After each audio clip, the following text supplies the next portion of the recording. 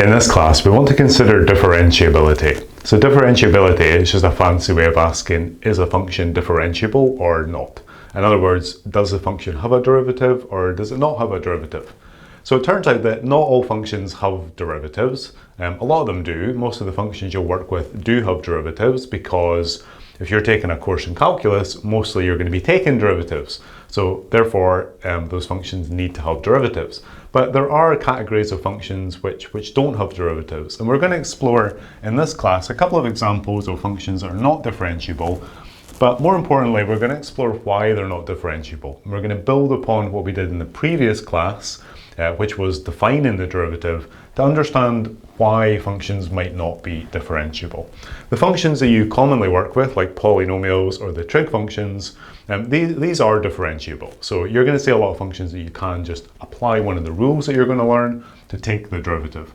But you want to know that when you see a function, it might not be differentiable. So you've got to ask the question, is that function differentiable? Although it's probably not the most common question type you're going to get in calculus, because most of the work you do, like I said, is about taking derivatives, working with derivatives. So if you cannot take the derivative, then the question doesn't go very far because you can't do anything. But it is useful to know that not all functions are differentiable. So in the previous class, we took a function f and we said that the derivative of f, of the function f at some point c, so that's f prime of c or f dash c, is defined as the limit as x tends towards c of the quantity f of x minus f of c divided by x minus c. Now there's quite a lot packed into that, and we explored that in the previous class, and we kind of built up to that in the classes that preceded that class as well. So if you've not watched those classes about defining the derivative and kind of the build up to that point, which was exploring the tangent line problem, I would really encourage you to do so, because you kind of need that background before you can make sense of what we're going to chat about here. So this is how we basically define the limit. But we know from our limit work that this limit will only exist if the limit from the left and from the right also exists, and indeed that the limit from the left and the right is actually the same. So we know that from our limit work that we did earlier in this course. So in other words, the limit as x tends to c from the left of this quantity, so let me just write it again, f of x minus f of c divided by x minus c, that's got to exist, and it's got to equal the limit as x tends to c from the right, so c plus, of the same thing, okay? So just getting this all down. So we've said that the derivative is equal to this quantity here. This quantity though relies upon a limit, and we know from limit work that to say that this has got a limit as x tends to c means that the limit from x tending to c from the left and from the right have to both exist and equal the same thing. But if this is going to be true, if you can take these limits, then you need to be able to evaluate f of c. In other words, the function has got to be continuous at the point c. So we're now basically in this class kind of tying together the ideas of derivatives, continuity, and limits. And that's really at the heart of differential calculus, bringing these ideas together. That's why we've been looking at these ideas throughout this course. We started with limits, we moved towards continuity, and now we're kind of doing derivatives. So in other words, that means that to take these limits means that you've got to be able to evaluate f of c. That means that the function has to be continuous at c. In other words, that basically is another way of saying that differentiability, so if this is all true, if you can evaluate these and they're equal, that would mean that the function has a derivative. So differentiability, I'm just going to be lazy and not write out that whole word. So differentiability basically implies continuity. So if a function is differentiable, then it has to be continuous at the point that you're trying to differentiate it at. However, the converse is not true. Continuity, and this is a really important point, does not imply differentiability. In other words, a function can be continuous at a point, but the function might not be differentiable, okay?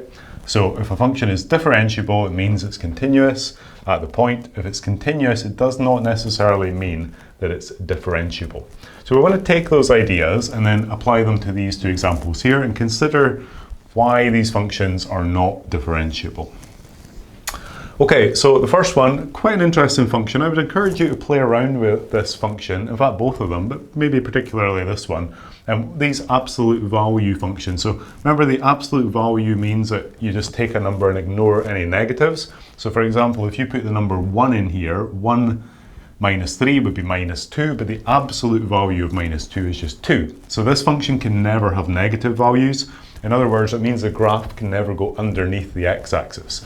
And it turns out that the graph of this function looks like, and I would explore this graph on your own, maybe play around with this a little and see what you make of it, put in different x values and see what you get. So this graph basically looks like, if you mark on the point 3, it looks like this, a straight line coming out from 3 going that way, and a straight line coming down towards 3 going this way. Okay, and play around with that yourself and see why that is the case with that graph. So it never goes negative. It can't possibly go negative because it's an absolute value function. Now you can see that the function is continuous at 3. If you put x equals 3 in there, you just get, excuse me, 3 minus 3, which is 0, and then you take the absolute value of 0 is still 0. So it is definitely continuous at x equals 3. But if we go ahead and evaluate the limit as x tends to 3 from both sides, so we're going to take the limit in from the left going this way, and then the limit in from the right. So starting with the limit from the left of the function, absolute value of x minus 3, well, that actually equals, so I should have said, by the way, this is a 45-degree line. Okay, these are 45-degree lines. And basically that limit comes out to be minus 1. Okay, now maybe have a think about that yourself, why that comes out to be minus 1. Maybe do like a numerical analysis if you like, so maybe putting in some numerical values of x just as you approach 3 and then see what happens. But basically you'll find that the limit there comes out to be minus 1. Another way you can think about that, although we've maybe not reached this point in the course, is to do with the gradient of this line. Well, we kind of have, because we've said that gradient and derivative are kind of interchangeable things. We've defined derivative really by effectively using a little formula that gives you gradient and then introducing the limit. So we already know, although we'll make it explicit later in the course, that gradient and limit are very strongly connected. You could also evaluate this by basically taking the slope there, which is minus 1, taking it the other way. So if we take the limit as x tends to 3 from the right, again, take some time to think about that yourself, maybe do a numerical analysis and see what kind of values you're going to get. But basically this limit evaluates to 1, and again you could interpret that as being the slope here to the right of the point 3, which is a 1 gradient, a slope of 45 degrees up to the right. But here we've basically got now the limit from the left and the limit from the right not being equal, and we know that we need them to be equal to imply differentiability. So even though here we've got continuity at this point, we don't have differentiability at this point, so we cannot evaluate f-3. Okay, so f-3, that evaluation basically does not exist. So continuity existed, but it did not imply differentiability. So this function is not differentiable. Basically, one way to think about it, if you've got a sharp turn in a function, that is one thing to look out for. If the graph has got a sharp turn, it will not be differentiable. Okay, you need basically smooth curves to get differentiability. Okay, so that's one example. Let's take a look at the other one. So we've got this, kind of interesting function. Again, I would encourage you to play around with this, either put in some values yourself to see what the graph looks like, or maybe use like a graphing utility to see what the graph looks like. So if we're considering the derivative of this function, then we're going to be considering the derivative, and we're going to consider taking the derivative at 0. So we're looking at f prime of 0. So we're going to be taking the limit as x tends to 0 of the quantity f of 0. F of x, I'll just quickly correct that. F of x minus f of 0. So f of x minus f of 0 over x minus 0. So I'm just subbing there in the values into this, into this version here. So we don't need to do the left and right limits here. We can just take the straight up sort of limit. So taking this a little further, that is going to equal the limit as x tends to 0 of f of x. F of x is just x to the 1/3. That's just the function itself. And then f of 0, if you put 0 in here, you get 0 to the 1/3, which is 0. So it's going to be minus 0, divided by x minus 0, which is just going to be x, like this, okay? Now you can simplify that a little. If you imagine, remember this is, well, actually we can take off the 0, so that's just going to be the limit as x tends to 0 of x to the 1/3 divided by x. If we imagine bringing that x to the 1/3 to the bottom, or just using your indices rules, remembering this is basically an x to the 1, then you're going to end up, whichever way you think about it, you're going to end up with the limit as x tends to 0 of 1 over x to the power of 2/3. Okay, it would effectively be 1/3, 1 minus 1/3, and you're going to get x to the 2/3. So that's what that simplifies to. But basically, as x tends towards 0 here, as it gets closer and closer to 0, then this number is getting, the overall number that the fraction represents is getting infinitely big. The smaller the denominator gets, the larger the overall fraction gets, because if you're dividing by a very big number, your overall fraction becomes very small. If you're dividing by a very small number, your fraction gets infinitely big. And the smaller you make this, the closer the denominator goes to 0, the bigger and bigger the fraction overall, the value is going to be. In other words, this is tending towards, or this is evaluating towards, positive infinity.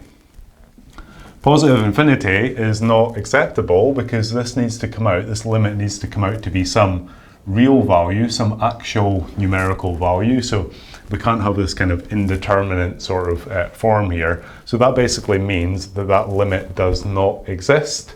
And because the limit does not exist, it means that the function is not differentiable at that point. So again, we've got here the f prime of the point we're interested in, 0, does not exist. Now what's actually happened here, the graphical interpretation, see if I can squeeze it in somewhere. This function has got a graph which has basically got, I'll let you graph it yourself maybe, but it's basically got a vertical tangent line at the point where x is equal to 0.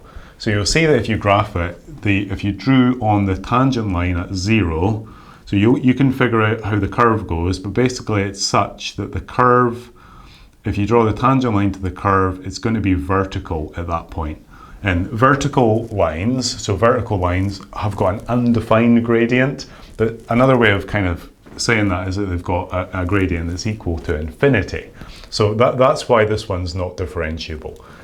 Because if you think that the derivative and the gradient of the tangent line are kind of interchangeable things, that has got to be some real number. So here, these were the real numbers, but they weren't consistent. They were not equal to each other. Here we've evaluated it down to this value, but the value is not a real number value. So that means that this function is not differentiable at that point. So that's a couple of examples of functions that are not differentiable. This one is maybe a slightly more obscure function, but this one's not that obscure. I mean, it's almost a little bit like a regular polynomial function. It just happens to be a 1/3 instead of like a whole number. So it's not really that far out there. But interestingly, it's not a function that you can actually differentiate just because of that vertical line there. So play around with the graph of that one using a graphing utility, or like making up the values yourself. Play around with this one as well. It's really good to get into these problems, consider the graph, consider why these functions graphically and by the kind of algebra are not differentiable. So that's the idea of differentiability. In truth, most of the work you're going to do in calculus will be with functions that are differentiable, because if you're posing a question on calculus, on differentiation techniques, you're going to want the function to be differentiable. If it's not differentiable, you can't go very far. So you're maybe going to get questions that will ask you to show that a function is not differentiable, but in the grand scheme of calculus 1, that's going to be a special case and a very specific question type rather than something you'll be doing regularly.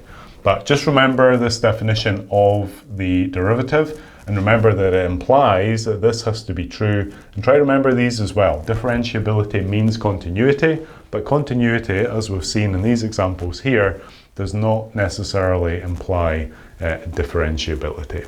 So I hope that makes sense. We're just trying to round out your knowledge and particularly connect limits, continuity, and differentiability together before we move into just looking at the differentiation techniques.